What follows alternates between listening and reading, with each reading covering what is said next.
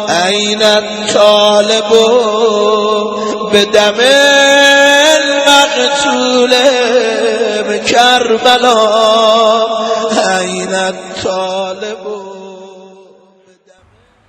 اور پروردگار اسی صفت کی بنا پر، انہی صفات کی بنا پر اللہ نے مہدی کو ان 12,000 شیعوں کے انتظار میں بٹھایا ہوا ہے جنہوں نے تیاری کرنی ہے اور مولا کے ظہور کا باعث بننا ہے. مولا ہماری راہ دیکھ رہے ہیں، کچھ قدم ہم بڑھا چکے ہیں، ہم مومنین ہیں، ہم ان کے چاہنے والے ہیں، محب ہیں، کچھ نہ کچھ عمل بھی کرتے ہیں.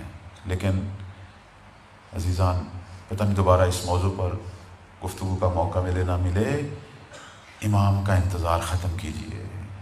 ہم میں سے ہر آدمی جو ہے امام اس کے منتظر ہیں. وظائف منتظرین ہماری کتابوں میں موجود ہیں. اب تو کوئی مشکل نہیں، آپ لکھ لیں، آپ کے ہاں اہل علم موجود ہیں، ان سے درس لیں. مولا کا انتظار ختم کیجئے.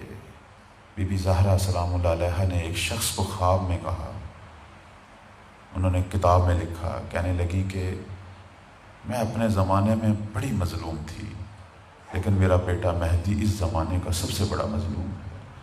کیونکہ تم شیعہ اسے بھلا چکے ہو، تمہیں پتہ ہی نہیں ہے کہ تمہارا کوئی امام ہے جو منتظر ہے. تم غافل ہو چکے ہو. اپنے امام کو ہمیشہ یاد رکھو. کیوں سال میں ایک دن رکھا ہوا ہے جس سے صبح و شام یاد کرنا چاہیے، اور جو ہمیں صبح و شام یاد کرتے ہیں. کتنی عجیب بات ہے کہ ہم نے نیما شامان مقرر کی ہوئی ہے، وقت کے زندہ حی و حاضر امام جن سے صبح و شام ہم گفتگو کر سکتے ہیں، درد دل کر سکتے ہیں.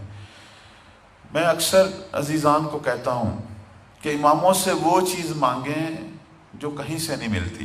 ہم بسا اوقات بیماریوں کی شفا مانگ رہے ہوتے ہیں، رزق مانگ رہے ہوتے ہیں، اولاد مسائل.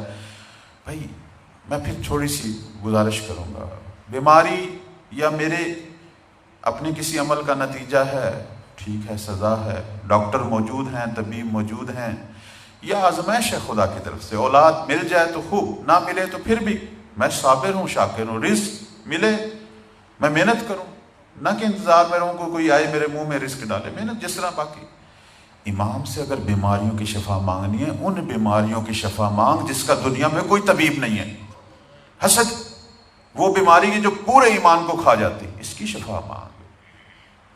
کینہ، بغض ہے، خدا نہ خواستہ کوئی اور روحانی مانوی بیماریاں جو غیبت ہے، مثلا جھوٹ کی ہے، منافقت ہے، پتہ نہیں کیا کچھ، ان کے طبیب ہیں یہ. وہ اسی لیے آئے ہیں، روحوں کو سنوارنے کے لیے. بدن کے ڈاکٹر موجود ہیں، ایک سے ایک بڑھ کر موجود ہے. ائمہ خود بھی ان کی طرف رجوع کیا کرتے تھے. لیکن یہ طبیب ہیں قلوب کے، ارواح کے. اور دنیا کیوں مانگتے ہو؟ آخرت مانگو. امام سے آخرت مانگو، امام سے ہمیشہ آخرت مانگو، آخرت کی چیزیں مانگو امام سے. اور اماموں سے جس طرح فیض لینا چاہیے تو ہم نہیں لے رہے.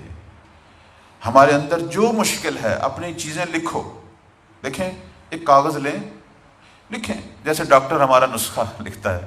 لکھیں میرے اندر کیا پریشانی ہے، میں حقوق العباد میں کیا کمی ہے. لکھو اپنے حقوق اللہ میں میرے اندر کیا کمی ہے. یہ بیماریاں لکھ لیں اپنی، کیونکہ یہ مضر ہے میرے لیے، میرے ایمان کو تباہ کر رہی ہیں، میری آخرت کو تباہ کر رہی ہیں. اب مولا کے سامنے پیش کر، مولا میں کوشش کروں گا، یہ میری مریضیں ہیں، یہ میری بیماریاں ہیں، تو میری مدد کر، تو شفا دے میری روح کو، میرے قلب کو، میری روح کو مسخر کر. مولا مجھے اپنے خیمہ معرفت میں لے جا. اور مولا سے ہدایت باطنی مانگو. اور یہ ہے کہ جب انسان امام سے ہدایت باطنی مانگتے ہیں، امام دیتے ہیں.